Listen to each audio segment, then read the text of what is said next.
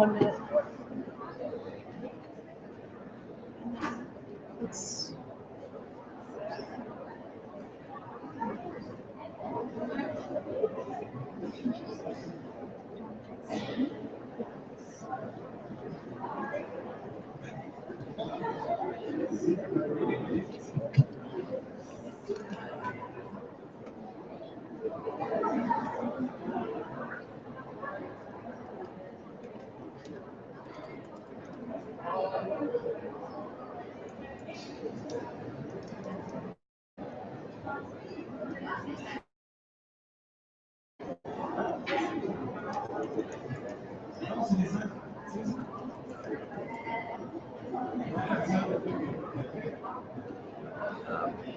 Yeah, I think when you get a chance, get ready for oil and gas, not mining. Right? It's oil and gas. I still think that's funny. Getting ready for oil.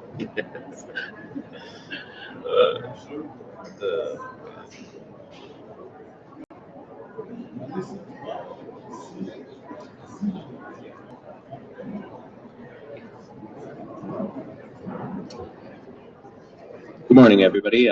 My name is Dave Trotter. I'm the Senior Vice President of Sales and Marketing for Fatigue Science. And welcome to Day 2 of the World Sleep Congress 2019 from our hometown of Vancouver, British Columbia. Yesterday, for all the visitors from around the world, it was a very typically rainy Vancouver day.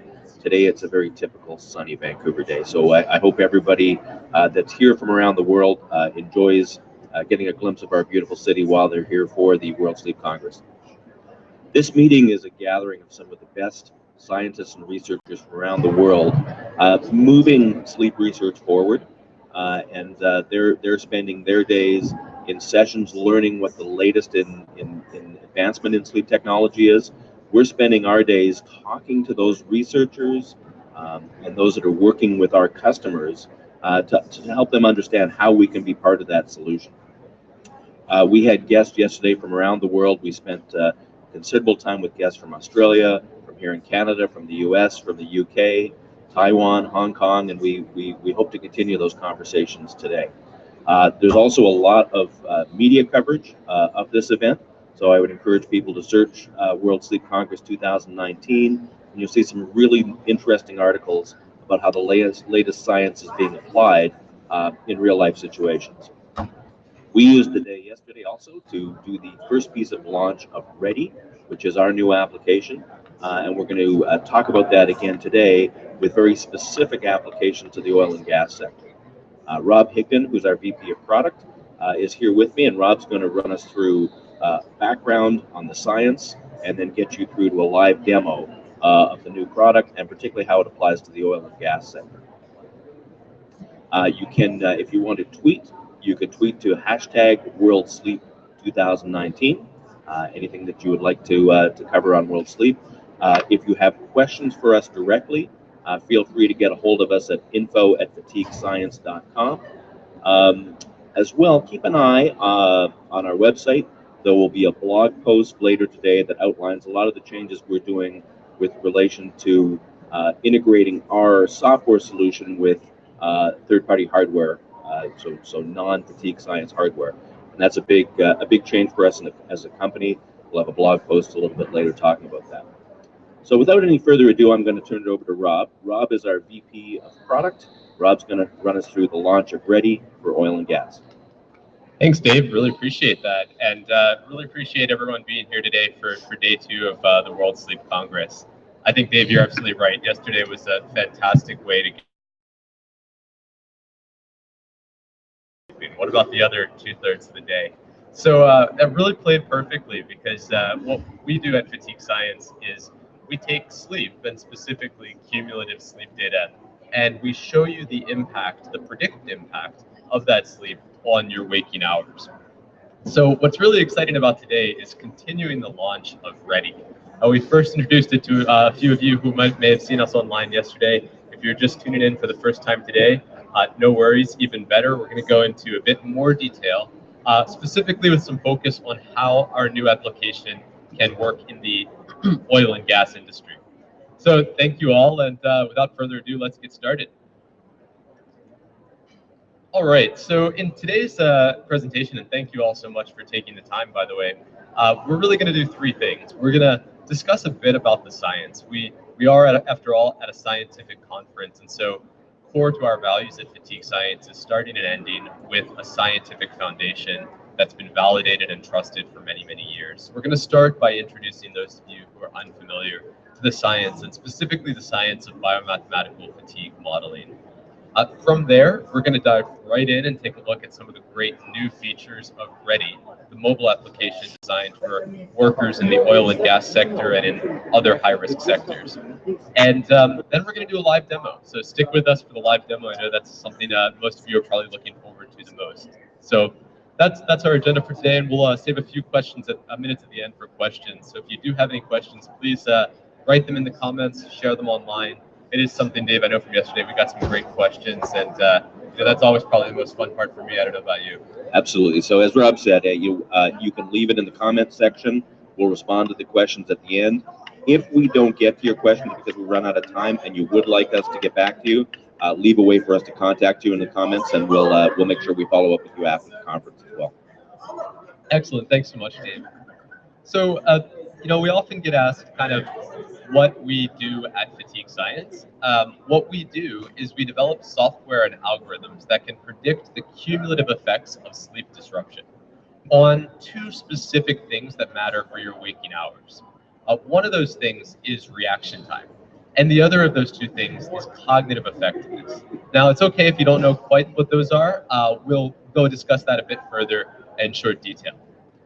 And Rob, I will say one of the things we found yesterday was that while many of the people here really understand the effects of sleep and what that does, having a way that you can show to end user workers what the effect of their sleep or lack thereof is on their cognitive ability and their reaction time is a fairly key thing. And so I think that what we're doing with Readi addresses something that when we were talking to the research community, they very much, of course, are very data-driven. They understand the gathering of data, but they're very, very intrigued by how do you make that actionable by having an end user understand what the effect is on their cognitive ability, and in particular the reaction time for a lot of industries. And we're going to talk about oil and gas today, where that is a higher risk job where people are performing their functions in very generally in quite a fatigued state. So I think a lot of the researchers really understood the value of providing that data to an organization. So the overlying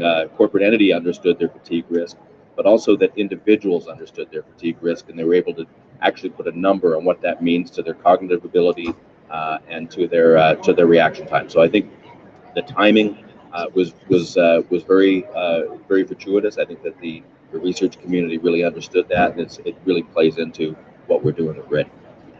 Yeah, David, I think one of the things specific to the oil and gas sector in that regard is, a lot of times customers come to us and they say, we already recognize that fatigue is a problem, that fatigue impacts both safety and productivity, and we'd love to do something about it. But what they say often is, we need data. I think those three words, we need data, come again and again and again. And it's interesting, the more we hear about this Internet of Things revolution, where every machine that's out there in the field, whether it's an oil rig or a sensor or even a mine truck and some other clients, has data coming off of it. But what's interesting is what's most valuable for these organizations. Of course, it's not the machines.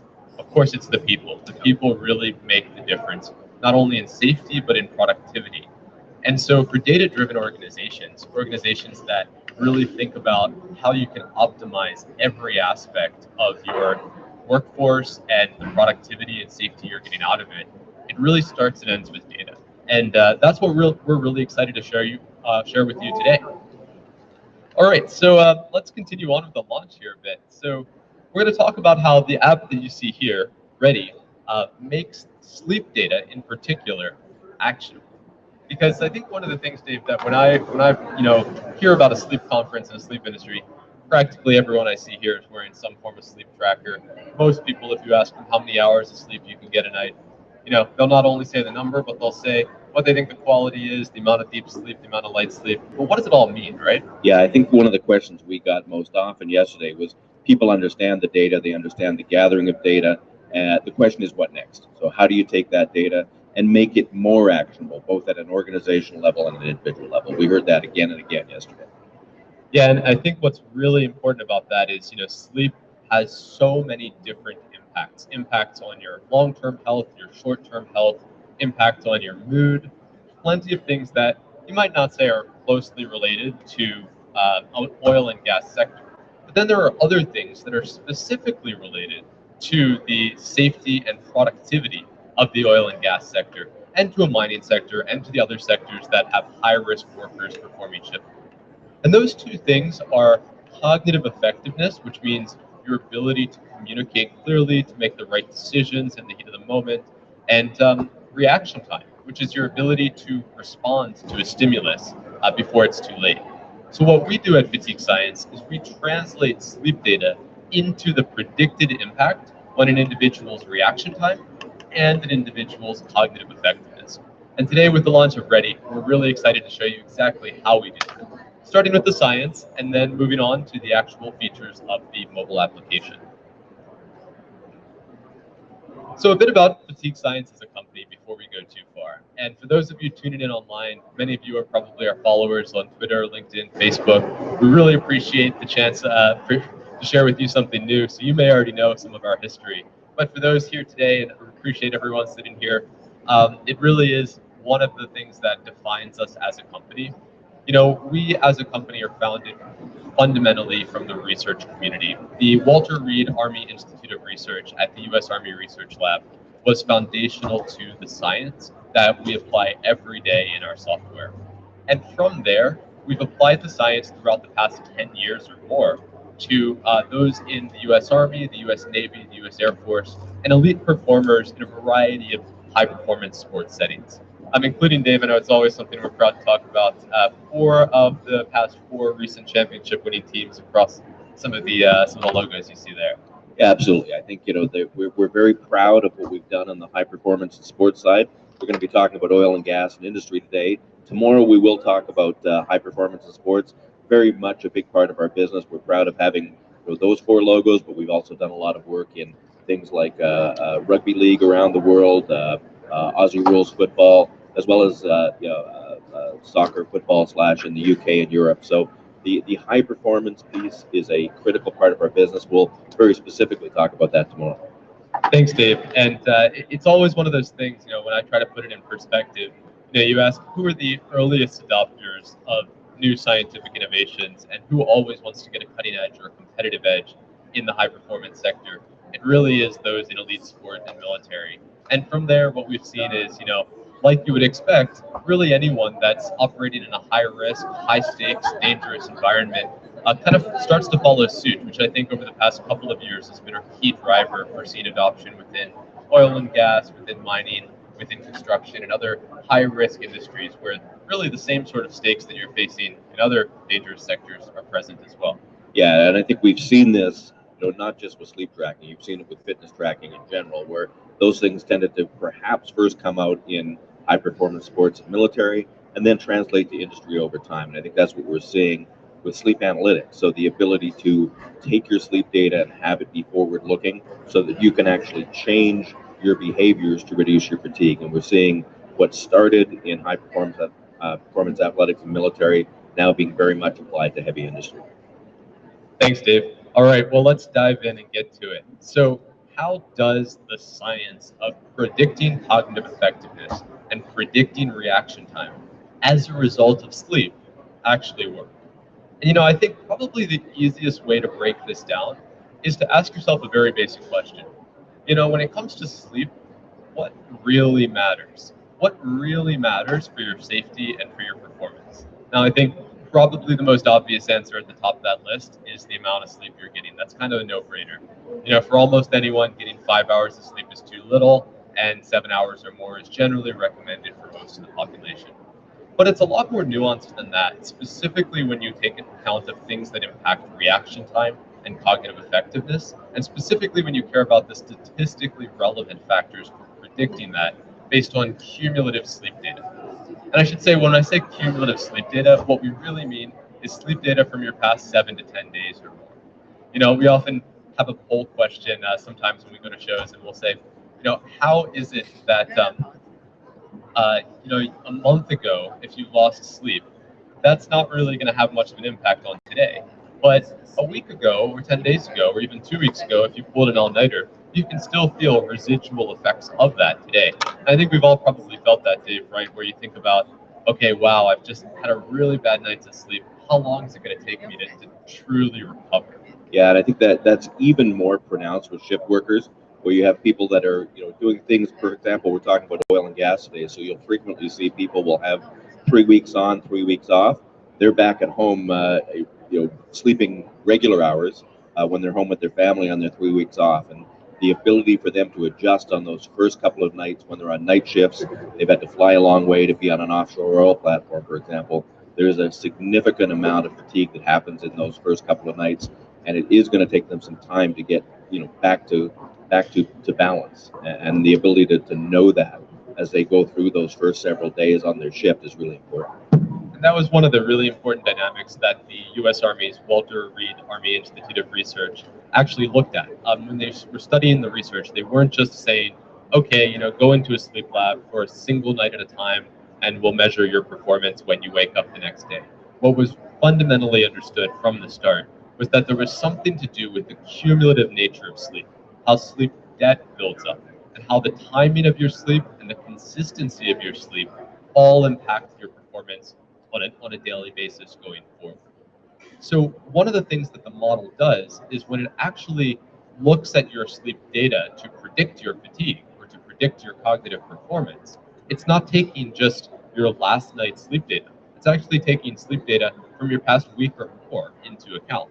And in fact, that's one of the reasons, Dave, I know we often get asked this from new users of our product quite a bit. Why is it that I need to wait at least 3 days to get my first fatigue prediction? Yeah, correct. I mean, one of the things when a new user starts with our product, they are not getting their Readi score for 72 hours because we need to collect enough data. So you get three nights of sleep until we serve up the data that Rob will show you in the app a little bit later. And it's actually kind of relevant. Those who were tuning in for the second day yesterday, you probably saw that on Sunday night before the conference started, I had quite a bad night's sleep. But my score was kind of okay. My predicted performance on the day was kind of okay. And I explained that because it was a question of cumulative sleep over the past week. Fortunately, last night, my sleep was kind of more back to normal. And what's interesting is you don't see these really dramatic swings in performance because, again, 1 night or 2 nights is not the whole ballgame. One of the other things that I think is particularly relevant and probably a little bit more subtle is the notion of the time of day and how it relates to your body's circadian rhythm. So specifically, I think we all intuitively know that you might feel okay around 10 or 11 in the morning. You might feel a little sluggish in the early to mid-afternoon, sometimes that afternoon sluggishness, and then you might feel kind of wide awake again sometime around dinner. This is all completely normal, and it's part of your body's circadian rhythm. It's also the same reason that if you're working, a night shift, like an oil and gas worker, for instance, and you're going to bed at 7 a.m. and staying in bed until say 2-3 p.m., it's not going to produce the same effect as it would if you had those same 7 or 8 hours of sleep in the middle of the night. In fact, longitudinally, over the course of many years, it's been found that actually, the effects remain the same. You don't just magically adjust and become a night shift capable individual who doesn't experience the effects. Working at night permanently has effects on your ability to be alert at those kind of early hours of the morning, particularly between 2 and 3 a.m. Really difficult to overcome in terms of the impact on your performance. So that's just one of the other factors that comes into play when we consider what factors are important. By that same token, and probably the final thing to mention on what goes into the science is factors related to jet lag. Jet lag, working at night, and even working at places like the North Pole or the equator, they all relate to really fundamentally the same thing, which is the relationship between light, natural sunlight, and your body, and how your body reacts to that. Human evolution is trained over so many years that it really is something that's just fundamentally wired into us. And so fortunately, the model actually takes account not only of jet lag and of night work, but also of even seasonal light exposure. So working at a specific place at 5 p.m. in the winter could produce, darkness, whereas that same 5 p.m. Work during the summer could actually produce, a period of light that actually creates a materially different impact on alertness. So it was really important from the start that the scientists said, we're not going to trivialize the question of how we're going to predict fatigue. We're not just going to say 5 hours you're bad, 7 hours you're good. It really is fundamentally so much more complex than that. And I think, Dave, that's really been a conversation starter for a lot of our customers where they say, I know fatigue is complex, but I don't quite know how complex. Often I know from some of our early conversations with customers, that's one of the first things that often comes out in discussions. Yeah, it does. I mean, they know that there's many different factors that go into their employees' fatigue. They struggle with how are they going to take that data and serve it up in a way that's meaningful to them. And so I think the scientific validation behind the safety model is very key to a lot of our customers. I would encourage any of our viewers online, if you want to see the scientific studies, the peer-reviewed scientific studies, they're on our website at fatiguescience.com. Have a look at those, and that kind of runs you through what Rob was just talking about, that peer-reviewed validation that takes into account all of this multitude of factors that are going to affect somebody's fatigue looking forward. Thanks, Dave. So that's a brief introduction to the things that go into the model. And I think it's probably a good point where I should actually name the model that we keep referring to that does these performance predictions. It's called the safety model, Sleep Activity, Fatigue, and Task Effectiveness Model. And as we mentioned, Fatigue Science via Readi is the exclusive provider of this model, but it was developed by the U.S. Army Research Lab, in particular the Walter Reed Army Institute of Research. And it's something that has involved, over 25 years of research from some of the best minds in the sleep scientific community. So with that, I think what we should probably turn to is the scientific validation around the outputs. And specifically when we say, we've predicted your impact on cognitive effectiveness and reaction time, let's get down a little bit into the numbers and what we really mean here. So probably the best place to start here is introducing the term Readi score. Those of you who've been our longtime customers may know this score by a number of names. Dave, I think in my time here, we've called it the safety effectiveness score, the safety alertness score, the alertness score itself. We think Readi score probably has a better ring to it. Exactly. I think we called it fatigue score as well. The fatigue score as well. Yeah, the names go on. It really is the same fundamental number that comes out of the safety biomathematical fatigue model. And so let's walk you through what that number is briefly right now. So on the left-hand side of this chart here, you can see at a score of 100, that's your Readi score. And the score also refers to the predicted impact of your sleep, specifically on your cognitive effectiveness. And what we mean by that is your ability to make decisions, your ability to communicate, your ability to respond correctly in specific decision-making situations, whether that's pushing the right button or communicating the right information to a colleague in the field. And I think in the oil and gas sector, Dave, cognitive effectiveness, difficult decisions out there in the field are often a core part of what it means to be fit for duty on an oil rig. Yeah, absolutely. I mean, it's a challenging environment at the best of times.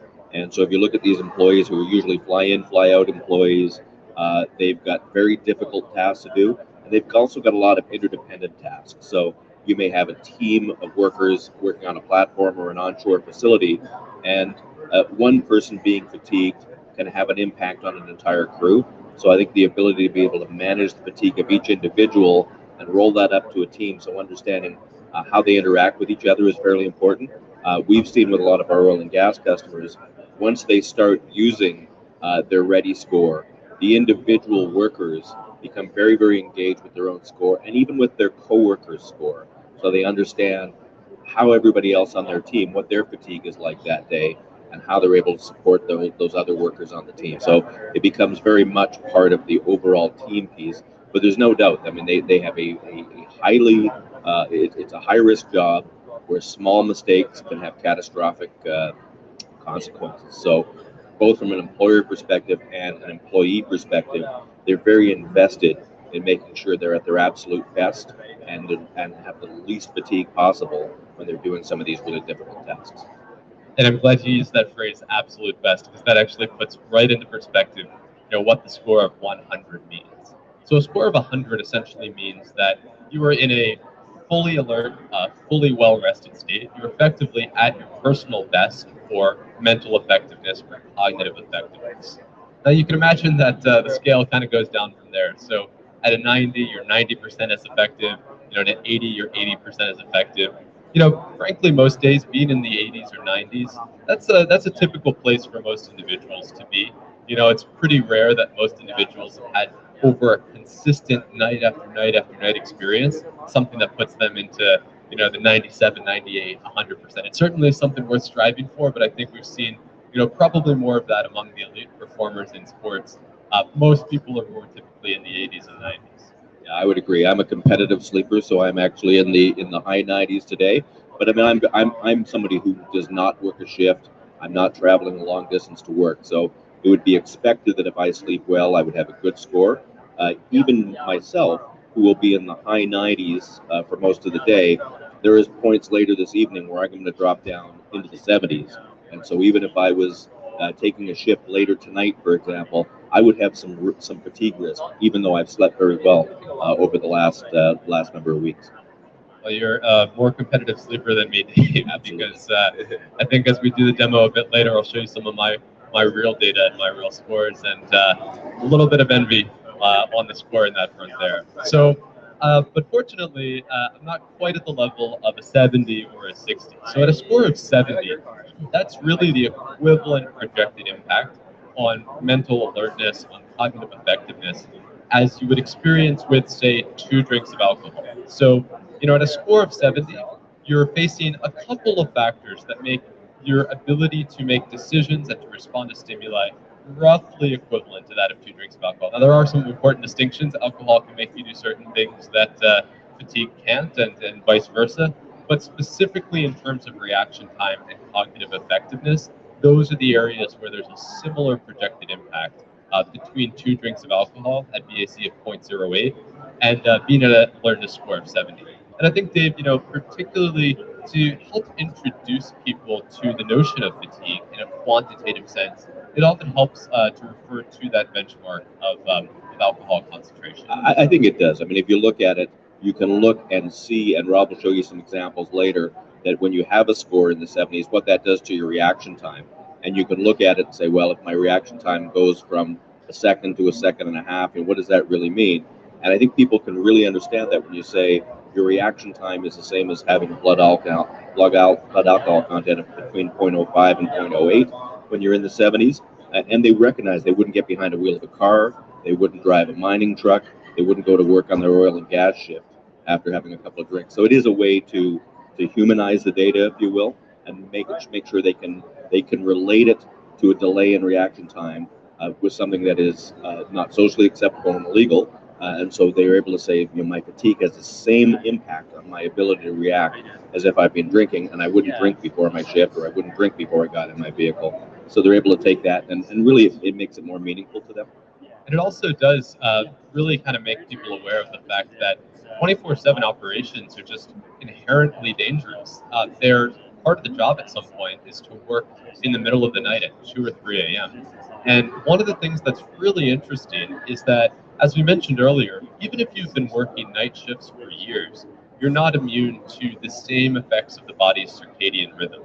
And specifically in that regard, what we mean is, if you are, say you're, we often say a sleep superman, or someone who's been sleeping 7 hours, 8 hours consistently.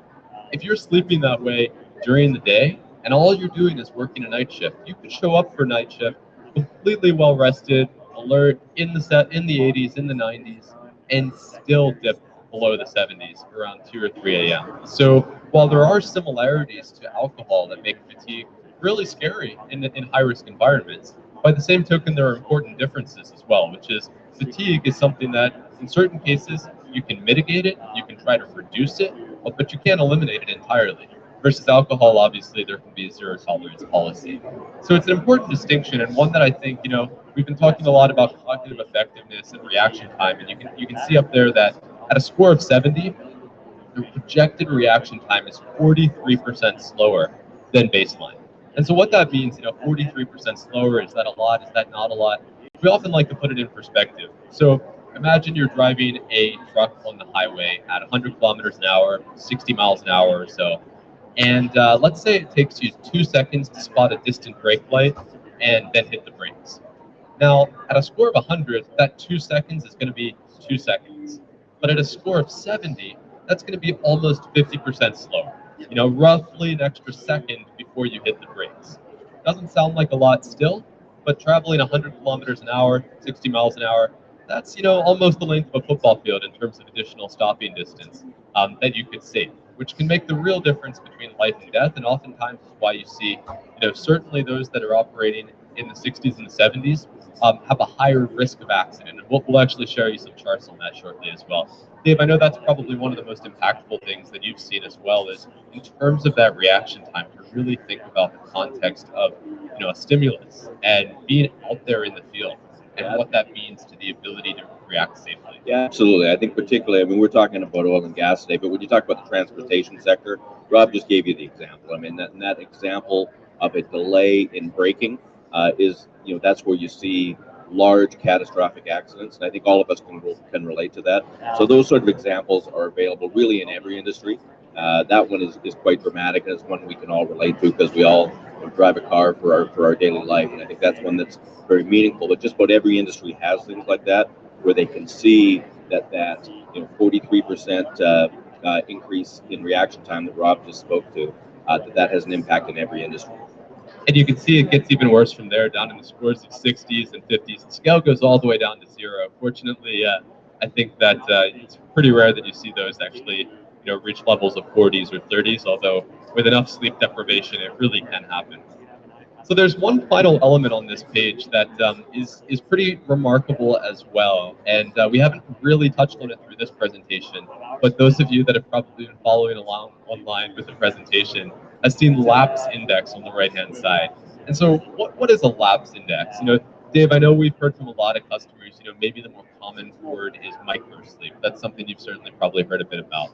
Absolutely, and if you look at every industry that we're related, that we're talking about, when we're talking about oil and gas, we're talking about mining, we're talking about construction, these are people that are working, very hard shifts in a tough environment, and the microsleep does happen. And so I think that that's something they're trying to figure out, how can they get in front of that. There are technologies that allow you to deal with reactively to microsleep. So if somebody has a microsleep, you can have a driver safety system in a cab, for example, on a vehicle, that will alert when somebody has those things. But what customers are also looking for is, how do we get predictive about that? How do we have data and technology that allows us to intervene before an operator gets to that state? And I think that's that layering of technology. So how do we have predictive technology to hopefully make sure an operator never gets into a situation where they have a microsleep, but also if it happens, they can layer technology that alarms when somebody starts to have those. So I think one of the key things about technology to manage fatigue is there isn't necessarily a one-size-fits-all. So I think we recommend to our customers, you can look at layering different technologies. We believe we're the predictive element of it. There's others that are reactive. So we certainly see our customers do both of those things to deal with microsleep. And for those who are wondering, what is a microsleep? It's kind of what the name implies. It's a kind of a very short sleep, but more specifically than that, if you think about you're driving along, I always start, in the driver's seat, just because it's an easiest example to give. And you're really tired. There are two things that are bad that can happen. One is the example we already discussed, where someone hits the brakes in front of you, and you should only take 2 seconds to respond, and you actually take 3 seconds. That's reaction time, and you're slower than you would be. That's longer reaction time. What if instead of taking longer to react, you just missed the brake lights altogether? Just kind of like those few seconds, just like you were asleep, where that stimulus happened, and hopefully by then the car's moved along. There's no more brake lights. But let's say in that scenario you just didn't respond to it at all. That does happen, and that particularly happens among fatigued individuals. Although it can also happen just among those who are bored or doing a repetitive task, or really just anyone. So when you think about the impact on your lapse index, which is really just a fancy word for the likelihood of you having a microsleep or events related to a microsleep, you see at a score of 100, there's still kind of a baseline 1x probability that you might have a microsleep or a lapse. But at a score of 70, you're 5.2 times more likely So I don't know about you, but from an odds perspective, I'd much rather be driving a vehicle with just the baseline level of microslip probability. I'd rather not put 5 times on top of my odds of having that happen. So from there, I think we'll wrap up the scientific section with just a couple of more examples that I think can make it really concrete. And from there, I think we'll dive into the product, which is the part we're really excited to introduce today. So, one of the things that we often hear about is it's great that the U.S. Army did all this work with Walter Reed Army Institute of Research to build the safety biomathematical fatigue model. But was this work just done in a lab, or were there actual real-world examples where people with a Readi score in the red, in the 70s, in the 60s, in the 50s, actually behaved more dangerously, got into accidents at a higher rate than those without it? And Dave, I think we know the answer there. It's Yeah, I would say the research we've done and the studies we've done with customers, I mean, there's a direct correlation between fatigue level and telematics data. So when we pull telematics data from a customer, it will show that the more fatigued driver has more instances of hard braking, more instances of speeding, more instances of risky left turns. And I think what's interesting is it's almost a one-to-one correlation, i.e., your most fatigued driver, if you look at a group of fleet drivers, your most fatigued driver will have the worst telematics data. And it is that blunt and straightforward. So it's Rob's talked about the model, and this is really taking that model into a real world scenario and showing that there's a direct correlation between somebody being fatigued and their behavior being much riskier in an industrial environment. That's right, David. It's fairly intuitive for those of you who are up the curve on fatigue, but it is important to see real data behind it as well. So, in the bottom charts there, starting with the telematics example, you can see that drivers that were operating with a Readi score of 50 or lower had an 8.5 times greater likelihood of excessively speeding and a 4 times greater likelihood of recording instances in their telematics data of harsh braking. And these data, as you can see from the charts, really lined up almost perfectly with data performed or analysis performed a while back independently by the U.S. Department of Transportation, where they looked at the railroad industry and rail operators and found essentially the same result, which is, if your Readi score is in the red, in the orange, 50s, 60s, 70s, not only are you more likely to have an accident, but when those accidents do happen, they're typically 5 times more severe in terms of the cost to the railroad operator. So whether you look at telematics data, whether you look at other data from other studies, the Federal Aviation Administration, the U.S. Department of Transportation, the U.S. Army Research Laboratory, many agencies have looked at the safety biomathematical fatigue model, and it's really kind of the core of our business and what's established it as a kind of a gold standard in the industry for translating sleep data into things that ultimately matter for safety and performance. So Dave, I think what do you think? Should we talk about the product now? I think so. I think it's time, and I think that what Rob's going to run you through is Readi, which is what we launched yesterday, how that applies to particularly into oil and gas sector workers, but this would apply really across industry in general. We're going to talk specifically about oil and gas, but we have a lot of customers in oil and gas. We do a lot of work with mining. We do a lot of work with construction and transportation, and a lot of the theories behind what Rob's going to talk about, they certainly play across all of those industries. Thanks, Dave. All right, well, let's dive in. So many of you probably that are watching online, many of you here in person, probably wear some form of sleep tracker, whether it's a Fitbit, a Garmin, maybe even a few of you out there wear the Fatigue Science Readi band. You all are probably used to seeing your sleep data. And, a lot of times sleep data is presented, a single night at a time, 7 hours, 8 hours of sleep last night, good quality, poor quality. But as we mentioned, if you look at your sleep data over a longer period of time, that's when you can really start to try to infer information around the cumulative impact of sleep. However, just staring at the data and seeing, oh, I got 7 hours last night, I got 5 hours the night before, oh, I stayed up really late on Friday, what can you really tell? Can you really look at that data and estimate, okay, my reaction time is 30% slower? It's kind of an impossible task without a scientific model. And it often leaves a lot of people, particularly if they're wearing sleep trackers in high-risk industries, asking, so what does my sleep data really mean for my safety and my performance when I'm on duty today? So that's where Readi comes in. Readi is the mobile app for oil and gas workers for mining workers, for construction workers, for those in the chemical industry, those in any real high-risk field that want to understand the cumulative impact of their sleep on their safety and on their productivity specific to their work hours ahead.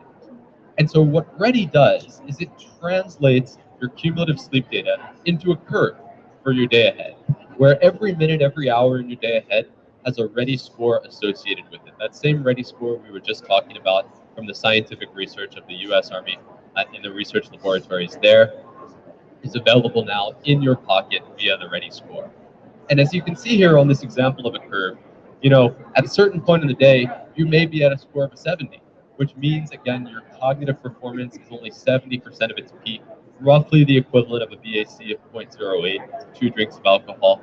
And your reaction time, for those of you who've had an earlier version of the Readi band, you're used to seeing that big 70 or some score like that. It's the first time with the launch of Readi that you can also see the impact on your reaction time, which is really exciting. And I'm really glad that many of you out there that have been using Readi band have been asking for that. I think many of those in the scientific community who've been using our product have said, hey, the safety biomathematical fatigue model gives all this great data around reaction time. Why aren't you showing it in the app? And now we are. So we really appreciate that feedback. And we'll show it right there every day. And you can even kind of scroll, as we'll show you a demo of shortly, left to right to see not only your performance right now, but your performance at other points throughout the day ahead. Yeah, and Rob, I think that was really important for our industrial clients, for the actual workers. They understood that a score of 70 wasn't good. But I think what this really allows them to do is have a very definite number of what it means to their reaction time and cognitive ability. And they're able to think about that and say, well, I really don't want to be performing this task if my reaction time, for example, is 43% slower than normal. So I think, taking a score and turning it into something that's much more understandable and quantifiable for the end user worker is a real step forward.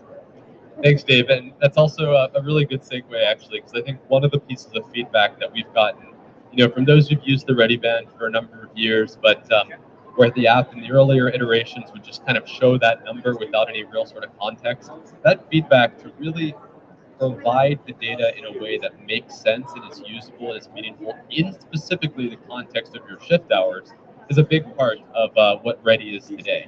And on top of that, we often hear, I think, as you alluded to, just introducing the concepts of cognitive performance, of reaction time to a workforce can be a challenge of its own. I think everyone kind of knows that when you're tired, you're less safe. But, I think over the years, Dave, we've done seminars, we've done presentations, we've done workshops, posters. But what we've heard time and again is if you're putting all of this knowledge right in someone's pocket, why not have the app do a little bit of the legwork in educating, showing some of the basics of what sleep can really mean and why sleep matters? Yeah, I completely agree. I think this makes it much more actionable on an individual level. We keep Rob showing you today our mobile app, which is what the worker would have on their mobile phone. Obviously, we have web tools that allow organizations to look at cumulative fatigue throughout their organization. But this is very much about empowering that individual worker, that individual athlete, whoever it may be, to really understand what's happening to their effectiveness as their day goes on. Absolutely. And, I think that's a great segue as well to, I think, one of the headline features, headline in multiple senses, because it actually is a feature that involves giving the user a bit of a headline to make sense of the data. As powerful as the data is, most mornings, most evenings, depending if you're doing a day shift or night shift, you just want to take a simple glance at your phone and really understand, is today a normal day? Is today a day with low risk? Or is today a day where I've got to be particularly more cautious around a certain period of time? Having that knowledge just presented to you in a way that makes intuitive sense is something that we've heard our customers ask for loud and clear. And so we're really pleased today that with the launch of Readi, we're enabling workers to visualize their shift hours. So 7 a.m. to 7 p.m., 8 p.m. to 4 a.m., whatever your shift is, gets highlighted right there on your screen. And there's a headline pertaining to those hours. So you can see here on the left a worker that, they may be starting their shift in an okay space. You can see right there that the yellow period represents, moderate risk at the start of the shift. But one of the most critical things that we've seen from workers is, if you're starting the shift and you're feeling okay, you can often get a bit of a false sense of confidence that it's going to stay that way throughout the rest of the day. And what Ready does is it'll highlight the period that's predicted in the middle of your shift and say, there's a fatigue alert coming in the middle of your shift. In this example here, the worker on the left is projected to reach a score of 70. Again, that critical score where your reaction time and your cognitive effectiveness are roughly equivalent to having had 2 drinks of alcohol. They're projected to have that score right around 2:35 p.m. So they don't have to continuously look at their phone or look at that data. They can just take one glance when they wake up, they sync their data, they look at the screen, and it says heavy fatigue alert, 2:35 p.m. That simplicity we think is going to be really powerful, whether you're getting a message like on the left or indeed hopefully like one on the right that says you're just facing a normal low fatigue risk day like today. So that's kind of one of the core experiences that we think for oil and gas workers, at a glance, taking a look at your phone, saying, wow, today's a normal day, or today's a day where, I'm going to be more cautious. And Dave, I think one of the things that we've seen, particularly in the oil and gas sector, even more so than I think the mining sector or construction sector, is the cultural shift where companies are actually encouraging their workers to speak about their fatigue, to speak to their supervisor, to be aware of their condition, and not to be ashamed of it, and certainly not to be penalized for it. Yeah, and I'll say that's a significant cultural shift and something that we've seen a lot of. So that employees are actually encouraged to speak up. One, because it's about their personal health and their personal risk, but also it's risk to the organization and to the enterprise if somebody is in a situation where they can't work effectively. The other thing we've seen a lot of, particularly in oil and gas, is the tie-in between fatigue and mental health.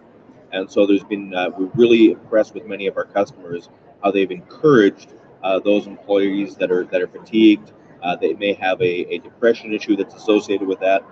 To not have the shame around that, to be reaching out and talking to their employer, taking advantage of healthcare programs that may be available to them. So I give full marks to our customers in the oil and gas and mining sector.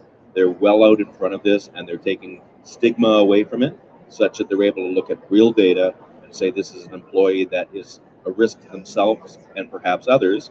And on the other side of that, from the employer's perspective, is they're a less productive employee. They're not going to be as effective as their role. So I think it's been really encouraging to see the health and safety teams within our customer base be right out in front of this. They've taken most of the stigma away from it, so that employees are encouraged to step forward and say they have a fatigue issue and back that up with data.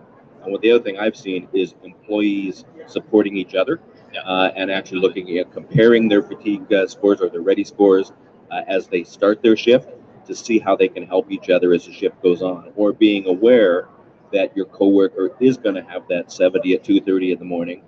Keep an eye on them, perhaps shift some tasks around so that they're not doing their high risk work at their most fatigued level. Dave, that's absolutely right. And I think, particularly in the oil and gas sector, the notion of a fatigue aware workforce, where the same way you're having data come off of machines, this sensor is operating well, this temperature, this fuel level, this efficiency, taking data to the human element can be really empowering for a workforce and for those in a safety advisory capacity. And I think what we've seen culturally from organizations that do encourage people to be aware of their scores and to share their scores is this culture that it's entirely non-punitive. In fact, I think many of our customers already have a safety culture where, if people subjectively feel fatigued, they're encouraged to speak to their supervisor. They're encouraged to, take a break. They're encouraged to have a buddy check up on them. What we're doing is we're empowering workers who, may not necessarily have it top of mind to think about their fatigue, have a real number, and to feel a lot better about pointing to a number than to just saying subjectively, I'm a tough guy or I'm not a tough guy. It's really about being open about those numbers and being data driven to enable that cultural shift that I think has been a big part of what's made customers successful in our sphere. Yeah, and I'll say when I talk to workers in these sectors, what they tend to do when they first get a Ready band and they look at their Ready score, they'll go, well, it told me what I already knew. It told me I was fatigued. I'm working shifts, so of course I am. I think what they're shocked at usually is the level of fatigue and the timing of it. And so I think there's a lot of learning in there. If you look at those that aren't off-site, so in fly-in, fly-out situations, where they may be driving home to and from a site every day. I think what's amazing to a lot of the workers, when they actually look at their data, they'll find their highest risk is when they're driving home after their shift, after they've worked a night shift. Even just them being aware of that drives behaviors in a different way. So I think when we get these workers and they start using our technology, their first reaction tends to be, well, of course I'm tired, I'm working night shifts. But when they actually see data and they can tie it to what it actually means to them, they'll start trying to make improvements so that they can be safer for themselves and for their families. Yeah, Dave, I think what you hit the nail right on the head with the word improvements there. So, today we've been talking a lot about the experience for the end user, for the individual. And we think that really everything kind of starts there. They're the ones that are sleeping, they're the ones that are, at risk out there in the field. And so as an individual, what you can do is be aware of it, know when you're going to need to be more cautious, a little more alert, a little more aware, ask a buddy, tell a supervisor, and B, try to make some changes. Once you start to see that your sleep actually has a cumulative impact, those extra 20 minutes may not make a huge difference of getting an extra 20 minutes of sleep in one night, but doing it consistently over the course of a week, you start to see your scores creep higher, a little less time spent in the red, and you start to feel a little safer coming back home, to your family and saying, hey, I've been spending less time in the dangerous zone than I'm used to. That's really powerful from an individual perspective. And I think on top of that, I think Dave will touch on this toward the end of today's presentation, but today's really focused on the individual. Fatigue Science as a company has a suite of solutions that make the data meaningful and useful in a variety of enterprise contexts as well. So we have dashboards that, particularly in the oil and gas sector, are popular for supervisors who get alerted to critical levels of fatigue risk among employees, not for any sort of penalty, not for any sort of punitive program, but so that they can rotate tasks that are the most critical, the most high risk, to less high risk tasks at specific points in time, and not to do that reactively. But I think, Dave, one of the big themes has been to do it proactively. If you can see an individual or a group of individuals are maybe fine at the start of a shift, and you've got 4, 5, 6, 7 hours to prepare for some task rotation later in the shift when fatigue strikes a few of them, that's probably one of the most powerful things at the supervisor level that can complement this. Yeah, absolutely. Just about all of our customers hold a safety meeting at the beginning of their shift. This empowers the supervisor to have data so they can actually look and say, what are my fatigue levels going to be overall for my team at various points throughout the shift, so they can have a discussion with those employees and with the entire team and say, we've got some individuals at 3:30 in the morning on this shift that are going to be fatigued. Can we move some tasks around, or at least can we be aware and supportive of each other? So a lot of this data gets used in safety meetings at the beginning of shifts so that people can go into their shift aware of what their risks are and mitigate those by changing some of their tasks.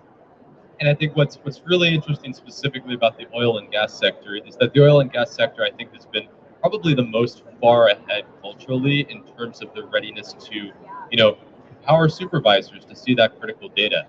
Mining industry as well.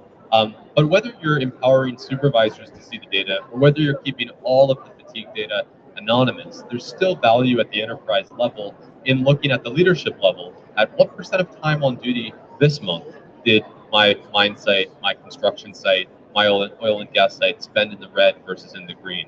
Make a few changes to the schedule, run some simulations using the same biomathematical model. What about next month? How are things changing? So really, whether you're keeping data entirely private to the individual or whether you're exposing some data to the supervisor as well for critical intervention, really depends on the cultural readiness of the organization. And I think, Dave, we've seen certainly most of our customers have taken that trajectory of starting with powering the individual, starting with a sampling of a few aggregated insights, and then building up to this vision of empowering supervisors with critical data as well. Yeah, completely. I think you have to start at the individual, and you'll see it growing within our customer base.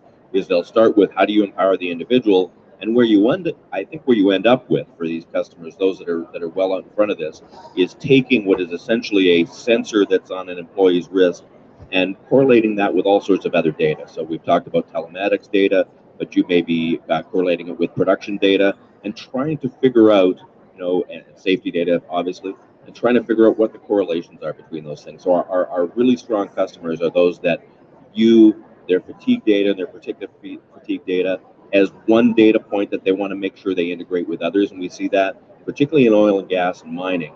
They've been able to figure out that in mining in particular, not only is there a safety issue and that's not good for the individual, but you've got less productive workers. And so ultimately, the goal of any business is to maximize their productivity. And I think while we talk a lot about mitigating fatigue and making sure your employees aren't tired, a lot of our employers, they know that data also relates into how productive they are and how profitable they are. So I think the customers we have that are furthest ahead are those that are tying those data points together, making sure they understand what the impact fatigue has on their employees' safety, but also on their productivity in whatever business they're in.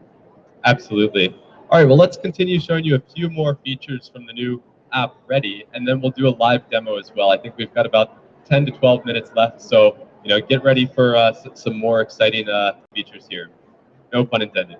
So one of the things that I think has been probably at the top of customers' lists of requests is, if I'm about to face fatigue an hour from now and you've got this great predictive model that can show me that over the course of the day ahead, yes, I can look at a headline and see, okay, at 2:30 I'm going to be fatigued, but just in case I forget, can you send me a notification? Can you send me something about an hour or more beforehand so that I can just remember to be a little bit more alert? So we are so pleased to say that with the launch of Ready, we're announcing push notifications as an optional feature. You can turn them on, turn them off. We think people are really going to love them. Of course, not every worker has a phone with them while they're working, but there are many circumstances where we've certainly heard, if I could have the phone alert me, that would be a really powerful thing. And so we're really excited that that's a part of the technology suite today. All right, and Dave, I think this is probably our most exciting announcement. I'll turn it over to you to announce kind of the biggest thing that we have here today to discuss. Yeah, so all of our existing customers that use Ready, they pull the data from a Ready band, which is a proprietary device that we produce, where you can look at the science related to the Ready band on our website, a highly accurate device. What's really interesting to us is many commercially available devices, which may have been a little bit behind on their sleep capture abilities. They've come a long way in the last year, and certainly they're getting much closer to the accuracy of the Ready band. And we felt this was the point where we wanted to integrate with some of those devices. So we're very happy to announce that you can now use a Fitbit device. And we've got a list on our website. You can pull data from select Fitbit devices and run that through the safety model and look at your Ready score in our application. So if you have employees that either have a Fitbit already, or if you think that's just a stickier solution for you as an employer. One of the beauties of the Ready band is that it tracks sleep and nothing else. So if you have employees that you think that's better for, we'll continue to manufacture the Ready band and improve it year over year. You're going to have other employees who are more likely to wear a Fitbit every night or a Garmin device every night. We'll now integrate with those devices so they can use those, and you can pull the data from that. The individual can view their predictive sleep data in the Ready app. The organization can view all of their company-wide information in our web solution. So that's a big change for us.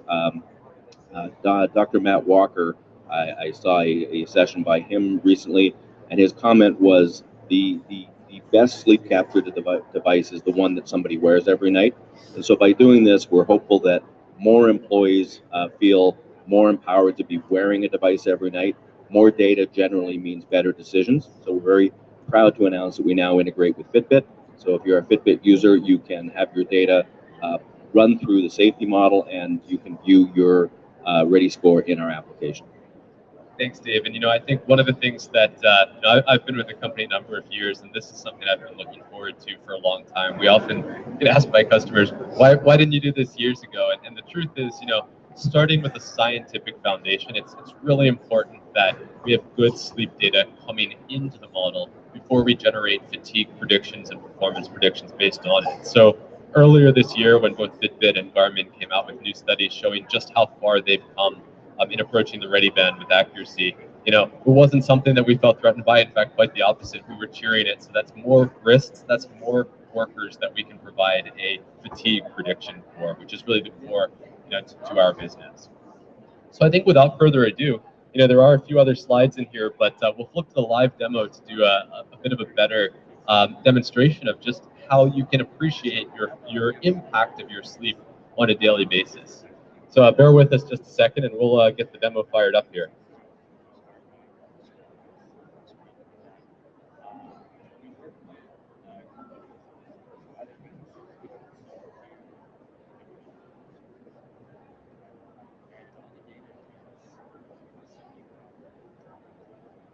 All right. Well, I think we're rolling again. So what we're going to do here today is you can see here I've got on my home screen the Fitbit app, I've got the Garmin app. Yeah, we try all sorts of wearables here at Fatigue Science. And of course we have Readi, our own app.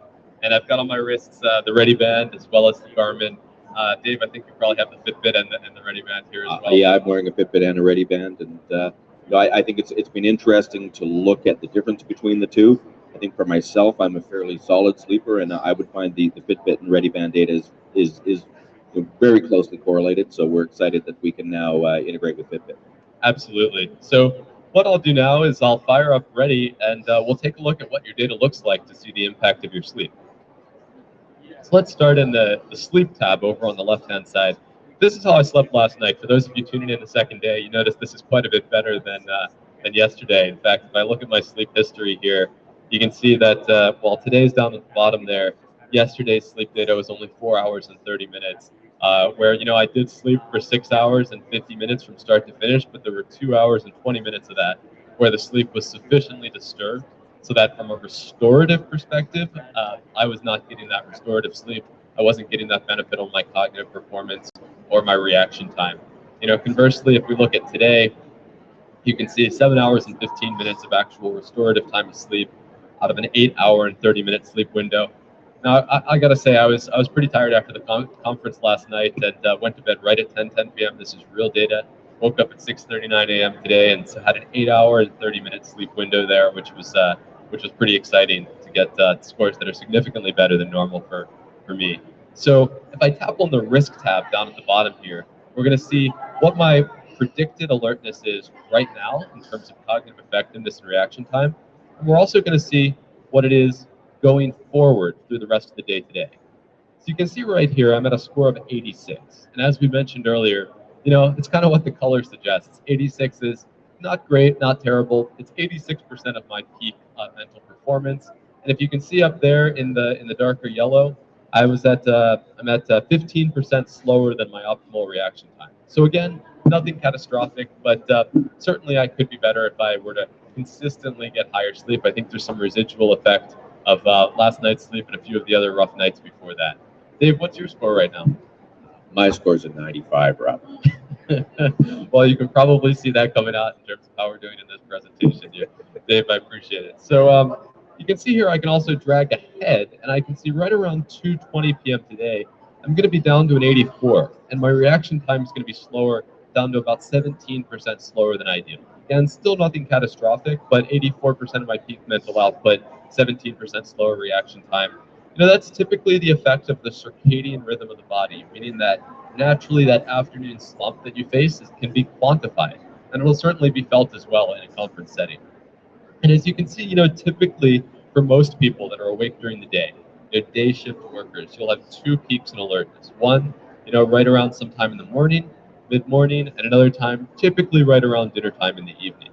But you can also see if I continue on and look at my curve right around 11:30, 11:40 p.m., that's when if I were to be starting work, I would be faced with the same impact on reaction time and cognitive effectiveness as 2 drinks of alcohol. So I think, Dave, to be able to scroll ahead like that is something that is particularly powerful for the day ahead. Yeah, and I think Rob touched on it earlier. When you look at, particularly a shift worker, you may be fine. You may be, as Rob showed, so an 85 or 86 when you start your shift.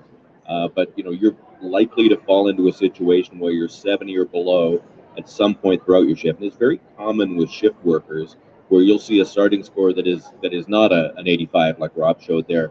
You're starting out at a 72 or 73 because they've been working night shifts, and so they're going to fall to some very low scores throughout that shift. And so their ability to see that and see what it actually means to their reaction time, and then ideally adjust their behaviors because of that is critical. Absolutely, and if you imagine starting out at an 86, I'll just walk you through an example where let's pretend that I weren't having the privilege of being at this conference today and that I had to work an actual night or evening shift tonight.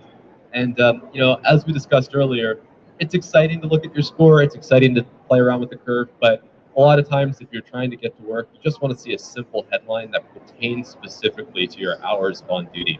So you don't have to set your hours every day. Just set them once, and you've got a whole bunch of enterprise integrations soon where you won't have to set them at all, which is really exciting. But let's just tap in. Let's say I was working between, let's say I was just doing an evening shift between 7 p.m.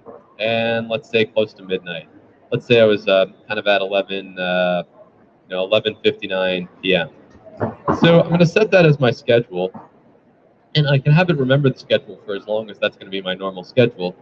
And when I tap submit, there I have a headline. So you can see right now I'm fine. I'm still in the 86. I'm still in the yellow. But it's smart enough to look ahead specific to my work hours and say, wow, you've got heavy fatigue risk projected for those last few minutes of your shift right around 8:50 p.m. And for a lot of workers, it's not just the last few minutes of your shift. You can certainly imagine if my shift continued on until 3 a.m., 5 a.m. We see a lot of workers, particularly in heavy industry, that are doing a shift until 6 or 7 a.m. And that would mean that most of that time is typically spent in that red range. And seeing that alert that says, hey, starting your shift around 7 p.m., you're actually going to be doing pretty well. You might even almost be close to the green, believe it or not, but it's not going to last because in the middle of that shift, you're projected to face that heavy fatigue risk. That headline can be, I think, Dave, really powerful from what you've heard of from customers. Yeah, it really is. And I think it really hits home, and we're talking about oil and gas today, on those first couple of days or first couple of nights of a night shift where you've been at home sleeping regular hours with your family. All of a sudden, you're swapping the night shift. And you may feel fine at the beginning of that shift, but by the time you go through those hours, you're going to be in a high-risk situation at some point throughout your shift. And for those of us who don't work night shifts, you think about the effect of jet lag, and it's very similar. So if you're North America based and go to Europe, you may feel fine as the day starts, but if you look at what your Readi score would be, you can see you're going to get much worse as the day goes on, and you're able to adjust your behavior. So I think it really hits in the oil and gas sector at the first several days of a night shift as they're coming off, with their family and sleeping at night and being with them during the day. And they may feel fine as they start the shift, but they're usually in a high risk situation at some point throughout that shift. And Dave, what's really impactful about this is, for most workers, it's that one glance. Am I, at low risk today, moderate risk today, high risk today? When is the risk going to happen? But we do see some workers that do get inspired enough by seeing the real safety impact of their sleep patterns that they start to try to make a difference in it. And what I think is really exciting about that is for those that are concerned with improving their performance, we've got this whole other tab called the Performance tab that I think is going to make a big difference as well. Yeah, and I'll add, one of the things we're glad we've seen is we see almost a competitive spirit among some of the employees of oil and gas companies who use our technology, where they're competitive with themselves, but they're also competitive with each other. And you see them comparing scores, comparing personal bests, things like that. And I think it's part of driving the safety culture, is having them all be aware of who each other's fatigue scores are. And there is a competitive nature in people, so we actually see people trying to improve for their own safety and for their own health, but also to make sure that they're keeping up with their coworkers. And I think that's kind of one of the biggest pieces in terms of when enterprises look at data in aggregate and say, last month, 15% of our hours were worked in the red. We want to get that number down to 10%. It really is those small personal changes in habits that can motivate people to get a little bit better sleep that ultimately is going to drive those really important KPIs for the enterprise to say, okay, this site this month, is doing a lot better. Let's keep the trend going. That other site's having some issues. Let's invest in focus, some training, some changes in conditions, whatever it may be, to really improve and drive those numbers in the right direction. And so this tab here is one of those features that really supports that. If you think about your performance, I mentioned that I got a good night's sleep last night. I didn't get a good night's sleep the night before that. Sleep is cumulative, so even with one night of really great sleep, as you saw here, I'm not in the 90s, but I certainly am better than yesterday. I can see that I'm 6 points above the way I was yesterday, and I appreciate those who've sat through both yesterday's and today's session. Hopefully you can see a little bit more jumping my step there as a result of that benefit. But you can see, with that, I am a lot higher than my 30-day average as well. So, last night was a particularly good night for me. but it was also a particularly good week that's led me to these scores. Typically, I'm right there where you see that gray line. I'm in kind of the low 80s throughout the day, and it's much better to be feeling in the mid or high 80s. Now, I'm not quite at my personal best. A little while ago, I was really investing in my sleep, and I'd love to get back there kind of where Dave is. Dave, I'm pretty sure you'd be right around where my personal best is, seeing that here today. Yes. Well, in a nutshell, that's the core experience of Ready today is taking what you can get from most sleep apps where you have a really granular view of your sleep.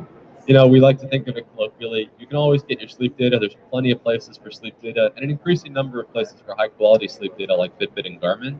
But it's really that second tab, the risk tab, telling you about your day ahead, the performance tab that separates a sleep tracker from what we think of as a predictive fatigue ready score for your awareness for the day ahead. So with that, we're excited to say that Ready is available now to customers in the enterprise sector across mining, oil and gas, elite sports and military, iOS and Android for mobile applications, and a suite of enterprise tools that I'm sure, Dave, you won't let us leave this presentation today without mentioning a bit more about. Yeah, absolutely. I mean, we've talked today really about the end user experience. And while we don't view ourselves or position ourselves as a sleep improvement company, we're a sleep analytics company. Individual users use this data to improve their sleep, and we're talking today about industrial workers, and I must say I've been really impressed with the industrial workers that we meet with that have been using our tools for a while, and how invested they've become in their own sleep. They've done things around sleep hygiene. They've understood the impact of getting to bed earlier, having a more regular waking pattern. And so these are industrial workers that you might not think would be that invested in taking the data and trying to change it for their own personal health and wellness. Just about everyone I've talked to, that's exactly what they've done. So while we don't view that as our core mission, it's interesting to see how the workers embrace this. They make themselves healthier, they make the enterprise safer. What we haven't talked about today, and very specifically by design we haven't done that, is there's an enterprise side to what we do. So all of the data that is collected by the Ready Band, by the Fitbit, and run through the safety model and served up to the worker in a mobile app is served up in a dashboard to the enterprise. So you're able as an enterprise, as a manager, as a supervisor, to be able to see what is the cumulative effect of fatigue and what's my fatigue data for my organization. You can slice and dice that by location, by shift type, to really get analytics around what is happening in your group. You can also use it even for simple things like the ability to predict where your fatigue is going to be in an upcoming shift, and also to manage, are your users actually wearing devices and making sure that if they're enrolled in a program that they are collecting data every night and syncing it. So as a manager or a supervisor, there's a whole other suite of tools that we haven't talked about today. It's very much about tying the Ready app together. So this is collecting the data and serving it up to the worker with what we have as our web tools. So you're able to use it from both an individual basis at the worker level and also at an enterprise level to be able to move your organization forward, understand what your fatigue risk is, and improve and become more productive. Thanks, Dave. And if you're interested in learning more about our web tools, our enterprise-grade tools that are highly configurable to provide analytics to the enterprise, please check us out at fatiguescience.com. And one of our team members will be happy to speak to you about it further. I think one probably good note to end on is kind of thinking about, as a customer, where to start, where to really begin. And there's a lot out there. There's a lot that our technology can do. So I think one of probably the best places to think about beginning is just getting a sample of data, getting a small taste of it. And Dave, maybe you can talk a little bit about how many of our customers start small with wearing the bands every once in a while for occasional benchmarking, and sometimes build up from there to more active and daily uses of the tool. Yeah, absolutely. There's a couple of different ways to do things, Rob, and I think again, I encourage people to look at the scientific data behind what we do, which is on our website at fatiguescience.com. So, I mean, we're not really, with most of our customers, we're not talking about proving the science. I mean, that's been done. It's really about how do they integrate the scientific solution into their day-to-day operations. So frequently that starts with some sort of pilot or trial where you'll get a group to see how are you able to get employees to wear the devices, how are you able to consume the data. And that's a fairly typical thing for us to do, is to do some sort of 30, 60, 90-day trial of technology with a specific group so that they're able to pilot the solution within their organization, see how they integrate the data with other systems they're using, and then roll that out on a wider basis. We've also seen customers now who, rather than getting data every night, they'll look at, can we take benchmarks throughout the year? So in other words, get their employees to wear the devices for several weeks a quarter. So you're able to say, here's my fatigue level in quarter 1, quarter 2, quarter 3, quarter 4, as they roll out a fatigue risk management solution. That works in certain environments. We would argue it doesn't really empower the worker on a day-to-day basis to be looking at their fatigue and growing it, but it is one way to be able to measure your fatigue risk within your organization and track your improvement against that, to baseline it and look at the improvement quarter over quarter. So we see a variety of different ways. A very common one, though, is to run a pilot in a certain work group, understand, make sure that you've got the rollout done well. So we'll work with you on how you roll it out, how you educate your employees, how you educate your managers to use the tools. And then usually once a pilot phase goes through, then we roll that out across an entire organization. That's right, Dave. That's really kind of a clear way of describing that customer journey. The way I think of it probably more simply in my head is, you got to start somewhere with a benchmark, with a baseline. So, if you want your workforce to not only be safer, but also more productive, you want to know what % of your hours are worked in the green, what % of your hours are worked in the red. When I say green and red, I'm talking about, a Readi score of 90 and above is great, a Readi score of 70 and below. That's the ones you got to really work on. And you can do that while respecting worker privacy and while only asking individuals to wear the bands, once in a while for a small period of sampling. So we often see customers really start there, just a small sample of data, set a benchmark, and then understand, which sites need focus, which sites have an opportunity to improve, and do periodic benchmarking from there. I think what we've seen with our most successful clients is they get so comfortable with the data that workers actually then say, don't take the Readi band away from me after that point. I really enjoyed being aware of my fatigue risk on a daily basis. And as comfort builds, both at the worker level and at the supervisor level, the culture starts to change, where we now have, among several customers, mine sites where everyone in the mine, oil rigs where everyone on the oil rig is wearing the band on an ongoing basis, capturing data, and really using that to be aware of their fatigue and providing ongoing analytics to the enterprise that enable them to optimize decisions on a more daily and real-time basis. So I think that customer journey has really been a big part of what's helped us grow and address more users within the enterprise. And so I think what's really exciting about today, maybe to wrap it off, is that with the launch of Readi, we think it'll be much easier to deploy because the intuitive experience on the mobile side, on the individual side, has been a real focus for us to make sure that the data is clear what it means, it's clear how you use it. And I think hopefully, Dave, with Readi, we've hopefully hit the mark there. Absolutely, Rob. We've got a couple of questions that came in here, and if you would like to leave a question, please do so in the chat online. If we don't have a chance to get to your question live, please leave contact details. We'll gladly contact you and answer your question. Rob, one of the questions that came in is, while 18 hours prediction of fatigue is very useful, it allows us to manage our fatigue on the shift going forward. Do you have plans to do anything about a longer term, looking out more than a day in advance? The ability to intervene with a worker who may be tired later in the week would be something that this customer is looking for. Any thoughts about how they would accomplish that and plans that we have to deal with that? Absolutely. I love that question because it's probably not a coincidence that that's one of the most common questions we get asked. And in fact, it's one of the next things that we're working on. So, to put it in kind of my own words, the 18-hour projection that the Readi score gives you today is really useful for the use cases we've been discussing today. Being aware of your fatigue before you go on shift, being aware of your fatigue at specific moments when it's going to strike today, that's useful, that's helpful. And certainly seeing it reactively in terms of, okay, this past week I've been trending down, maybe I should correct course.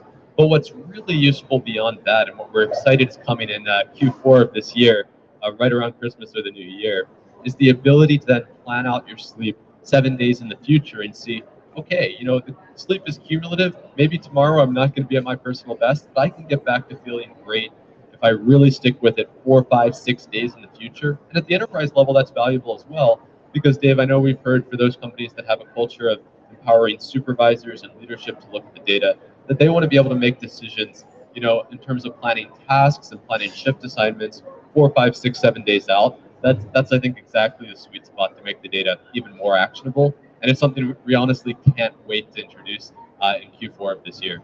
Yeah, I'll agree, Rob. I think the 1 day of data is extremely actionable, both from an enterprise level and an individual level.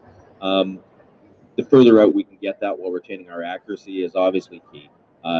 From an employer perspective, if you're able to look and see that a certain shift is going to be in a highly fatigued situation 3 or 4 days from now, that does give you more time to react to it. So the things you can do by resting that shift, sending them home early the day before, rearranging tasks. So I think we're very excited about that. Most of our customers use the data that they have today very effectively to deal with the shift that's right in front of them. This change that we'll make late in the year, early next year, should allow them to be much more proactive about what's happening later in the week. Absolutely, and for individuals as well, I think to be able to see what sticking to a sleep plan for 7 days can actually mean, it can be really motivational. We've been testing it out internally, and certainly getting 1 night of sleep helps, but to see, okay, getting just 20 minutes more of sleep consistently for the next 7 days, and I can feel like I felt that one time a while back when I was super on top of it, that can be really motivating as well. We have one other question here, Rob, and that's excited about the third-party integration with Fitbit. Are there things that I can do? The question is, can I do everything with a Fitbit that I can with a Readi band, or are there things that a Readi band could do that I can't do with a Fitbit? Yeah, great question. And like most things on the enterprise side, choosing your device, it's just like choosing any other part of a enterprise software solution. It's really about understanding exactly how you want the device to work in your environment. And Readi Band being a device that we design and build, it certainly does have some specific advantages in certain industrial environments. So I'll give you an example. If you just have workers that are working remotely and they're kind of doing their own thing, maybe in the transportation sector, and they wake up every morning before getting in their own truck and they sync their data, you can do that pretty much equally with a Readi Band or a Fitbit. But what if you're at an oil and gas site, or you're in a mine site, where you have every worker walking into the same canteen every morning for a safety check, and you'd really like to empower both the workers and their supervisors to be aware of anyone with critical fatigue?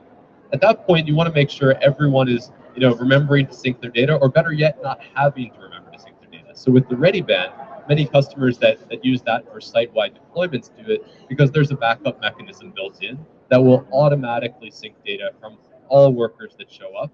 You just simply install kind of what we call a sync station. It's just really an iPad with some fancy software on it at the site, and it's continuously looking for users walking into that canteen or that safety check-in point and syncing data so that it can become instantly accessible. Battery life also, 30-day battery life with Readi Band is another reason we've seen, a distinct advantage for the Readi Band as well. Perfect. Thanks, Rob. We're long on time. We do have a few more questions. We'll save those for a later session. If anybody online does have questions, again, feel free to leave them in the chat section with contact details, and we'll respond to you. Otherwise, at any time, and even if you're watching this in a recorded version later, feel free to email us at info@fatiguescience.com with any questions about anything Rob's talked about today, and we'll gladly get back to you with answers, discuss your situation, and perhaps how we can help you manage fatigue in your organization. Rob, any final words? Thanks, Dave. No, I think you hit it on the head, and thank all of you for joining us today, both in person and there online. Really appreciate it, and please don't hesitate to reach out to fatiguescience.com. We've got people standing by ready to figure out a solution that fits specifically your starting point in the oil and gas sector, in the mining sector, and in other areas of high-risk industries. We're here to help. We want to help you with safety, with productivity, with making your workforce more effective, and appreciate the time you've taken today to learn a bit about us here at Fatigue Science. Thanks, Rob. And just to let everybody know, we'll be live again at 3 o'clock this afternoon Pacific time, where we'll be doing a wrap-up of Day 2 of the World Sleep Congress, where we're broadcasting live from. And then we'll be live at 10 a.m. tomorrow morning, where we'll be talking about the use of Readi that Rob just talked about, but for high-performance sports and military. And certainly a key part of our market, but with some very different driving factors than you'll see in our industrial sector. So we look forward to talking to you about that tomorrow. Thanks, everybody, for watching, and we'll hope to see you later today and tomorrow. Thank you.